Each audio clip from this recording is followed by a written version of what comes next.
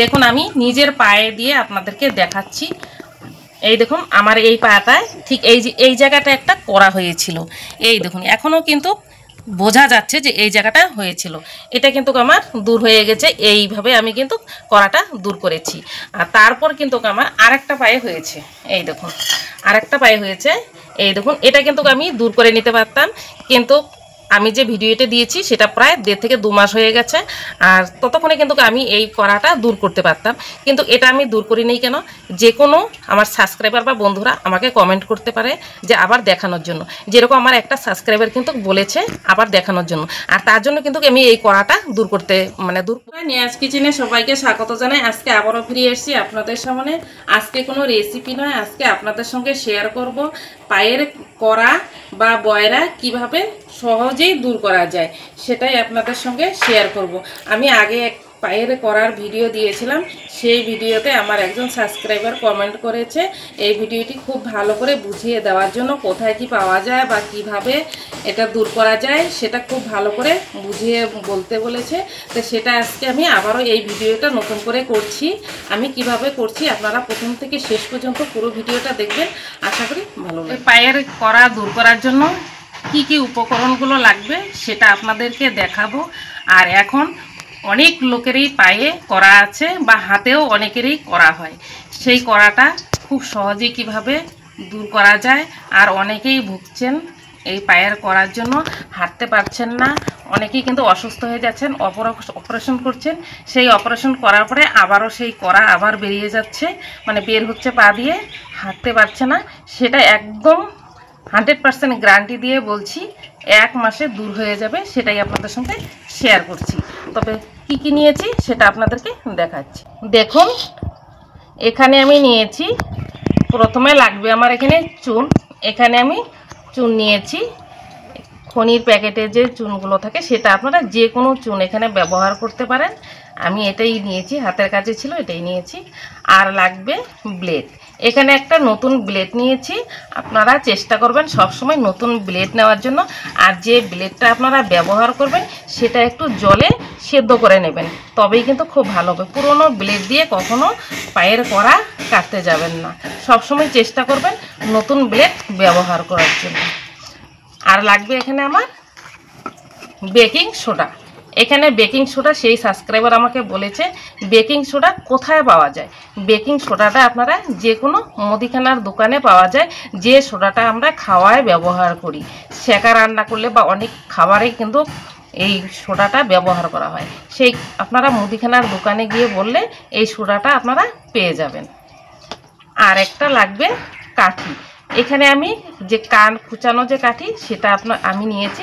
আপনারা যে কোনো কাঠি এখানে ব্যবহার করতে পারেন। দেখুন এখানে একটা আমি বাটি নিয়েছি। এই বাটিতে আমি প্রথমে এই চুনটা নিয়ে নেব। আপনারা যে গুলানো চুনটা থাকে প্যাকেটের সেটাও আপনারা নিয়ে নিতে পারেন, যে কোনো চুন। এখানে সেই ভেজা চুনটা হলে সেটা কিন্তু আপনাকে জল দিয়ে গুলিয়ে নিতে হবে না, সেটা তো ভিজানোই থাকে।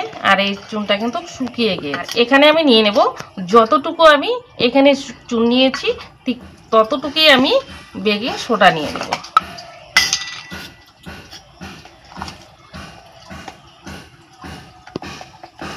এই দেখুন এতটুকু নিয়েছি, তার কারণ এই যে একটু দেলা দেলা ভাব আছে, এগুলো একটু ভেঙে নিলে ঠিক একই মাপের কিন্তু হয়ে যাবে। বা চুনের থেকে বেকিং সোডা যদি অল্প একটু কম হয় তবু কোনো সমস্যা নেই। আমি খুব ভালো করে আপনাদেরকে বুঝিয়ে বলছি আপনাদের বোঝার সুবিধের জন্য। আর আপনারা ভিডিওটা টেনে দেখবেন না, একদম পুরোটাই দেখার চেষ্টা করবেন, তা না কিন্তু আপনাদেরই বুঝতে অসুবিধা হবে। এখন আমি অল্প একটু এখানে জল দিয়ে দেব, বেশি জল দেব না, একদম অল্প একটু জল দিয়ে দিলাম। এই জলটা দিয়ে খুব ভালো করে আমি মিশিয়ে নেব। চুন আর বেকিং সোডাটা খুব ভালো করে আমি মিশিয়ে নিচ্ছি। দেখুন এখানে বেকিং সোডা আর চুনটা আমি খুব ভালো করে মিশিয়ে নিয়েছি। আর এইরকম কিন্তু একটু শুকনো শুকনো ভাব হবে, একদম জল জল ভাব হবে না, একদম হালকা একটু জল দিতে মানে চেষ্টা করবেন শুকনো চুন হলে তবেই একটু জল ব্যবহার করতে হবে। আর চুনটা যদি একটু ভেজা ভেজা হয় তাহলে কিন্তু আপনারা জল ব্যবহার করবেন না, শুধু বেকিং সোডাটা দিয়ে এইভাবে মিশিয়ে নেবেন, তবেই কিন্তু হয়ে যাবে। এখন সেটা কিভাবে ব্যবহার করতে হবে সেটা আপনাদেরকে দেখাবো। দেখুন আমি নিজের পায়ে দিয়ে আপনাদেরকে দেখাচ্ছি। এই দেখুন আমার এই পাটায় ঠিক এই জায়গাটা একটা করা হয়েছিল। এই দেখুন এখনও কিন্তু বোঝা যাচ্ছে যে এই জায়গাটা হয়েছিল। এটা কিন্তু আমার দূর হয়ে গেছে, এইভাবে আমি কিন্তু করাটা দূর করেছি। আর তারপর কিন্তু আমার আরেকটা পায়ে হয়েছে। এই দেখুন আরেকটা পায়ে হয়েছে। এই দেখুন এটা কিন্তু আমি দূর করে নিতে পারতাম, কিন্তু আমি যে ভিডিওটা দিয়েছি সেটা প্রায় 1.5 থেকে 2 মাস হয়ে গেছে। আর ততক্ষণে কিন্তু আমি এই করাটা দূর করতে পারতাম, কিন্তু এটা আমি দূর করিনি। কেন? যে কোনো আমার সাবস্ক্রাইবার বা বন্ধুরা আমাকে কমেন্ট করতে পারে যে আবার দেখানোর জন্য, যেরকম আমার একটা সাবস্ক্রাইবার কিন্তু বলেছে আবার দেখানোর জন্য। আর তার জন্য কিন্তু আমি এই করাটা দূর করিনি আর কি। আপনারা ভাবতে পারেন যে আপনি তো দেখাচ্ছেন আপনার নিজের বাড়ি তো আছে, তার জন্য কিন্তু আমি এই করাটা দূর করিনি। আমি দ্বিতীয়বার আবার ভিডিওটা করে দেখানো লাগতে পারে বা কেউ বলতে পারে, তার জন্য কিন্তু আমি এটা দূর করিনি। এখন যে আমি ব্লেডটা নিয়েছি, এই ব্লেডটা কিন্তু আমি একটু জলে সেদ্ধ করে নিয়েছি। আর সবসময় চেষ্টা করবেন সেদ্ধ করে নেওয়ার জন্য। আপনাদেরকে বারবার একই কথা বলছি। এটা করার কারণ হচ্ছে অনেক সময় সেফটি হওয়ার ভয় থাকে, তার জন্য কিন্তু এই ব্লেডটা পুরনো ব্লেড ব্যবহার করবেন না, নতুন ব্লেড ব্যবহার করলে পরে ব্লেডটা সেদ্ধ করে নেবেন। এখন আমি যে পায়ের কড়াটা আছে এটা আমি অল্প করে কেটে নেব, বেশি কাটবো না, একদম অল্প করে কেটে নেব। আমি যখন আমি সেই ভিডিওটা করেছি তারপরে আমি একবারও কিন্তু এই মেডিসিনটি বানিয়ে আমি ব্যবহার করিনি। তার কারণ এটা ব্যবহার করলে আমার কড়াটা দূর হয়ে যেত। ঠিক আপনাদেরকে দেখানোর জন্যই কিন্তু আমি এটা দূর করিনি। এই দেখুন অল্প একটু কেটে নিয়েছি। এখন দেখুন আমি কিভাবে ব্যবহারটা করছি। এখন যে চুন আর বেকিং সোডাটা মিশিয়ে রেখেছি, এটা আমি হাত দিয়ে আবারও একটু এভাবে মিশিয়ে নিচ্ছি। এইরকম হাত দিয়ে যখন একটু মিশ্রণটিকে অনবরত এরকম করতে করতে কিন্তু একটা গরম ভাব চলে আসবে। যখন এই গরম ভাবটা চলে আসবে আর তখনই কিন্তু ব্যবহারটা করতে হবে। আমি এখানে এই 2-3 মিনিট হাত দিয়ে এইরকম ঘষে ঘষে গরম করে নেব। দেখুন এখানে একটু গরম হয়ে গেছে আর মিশ্রণটা কিন্তু খুব সুন্দর হয়ে গেছে। এখান থেকে আমি অল্প একটু হাত দিয়ে এভাবে নিয়ে নিচ্ছি। নিয়ে আমার যেখানে কড়াটা হয়েছে সেখানে আমি দিয়ে দিচ্ছি। আপনাদের বোঝার সুবিধের জন্য আমি খুব ভালো করে আপনাদেরকে বুঝিয়ে দিচ্ছি, আপনাদের বোঝার যেন কোনো অসুবিধে না হয়। আপনারা এ সাইড ও সাইড কোনো সাইডে দিতে যাবেন না, ঠিক যেখানে কড়াটা হয়েছে ঠিক সেখানতে আপনারা দিয়ে দেবেন। আর এই জিনিসটা আপনারা ব্যবহার করবেন আর রাত্রে যখন আপনারা ঘুমোতে যাবেন সেই ঘুমানোর সময় ঠিক এইভাবে দিয়ে আপনারা ঘুমিয়ে পড়বেন। আর এই জিনিসটা যখন দিবেন তখন একটু একটু করে একটু জ্বালা করবে, যে আপনার যে কড়াটা আছে সেই কড়াটা আস্তে আস্তে চুন আর বেকিং সোডাটা এই দুটো একসাথে কিন্তু যখন রিঅ্যাকশন করবে কড়াটা কিন্তু আস্তে আস্তে নরম হবে। আপনারা কিন্তু বুঝতে পারবেন যে কড়াটা নরম হচ্ছে। সারা রাত্রি আপনারা ঠিক এইভাবে রেখে দিবেন। তারপর সকালবেলা যখন ঘুমিয়ে উঠবেন, ওঠার পরে আপনারা পাটা ধুয়ে নিয়ে আসবেন। সেটাও আপনাদেরকে দেখাচ্ছি। আমি পাটা ধুয়ে নিয়ে এসে তারপরে আপনাদেরকে দেখাচ্ছি। আমি পাটা ধুয়ে চলে আসলাম। দেখুন চুনের আর বেকিং সোডার যে মিশ্রণটা বানিয়ে আমি পায়ে লাগিয়েছিলাম সেটা কিন্তু আমি একদম ধুয়ে পরিষ্কার নিয়ে এসেছি। আর সারা রাত্রি রাখার পর যখন আপনারা ধুয়ে আসবেন সকালবেলা পাটা খুব ভালোভাবে কষলে এভাবে ধুয়ে আসবেন। আর তখন কিন্তু এইরকম পরিষ্কার হয়ে যাবে। কিন্তু কড়াটা ঠিক এইরকমই থাকবে, কিন্তু যে মেডিসিনটি দেওয়া হবে সেটা কিন্তু ধুয়ে চলে যাবে।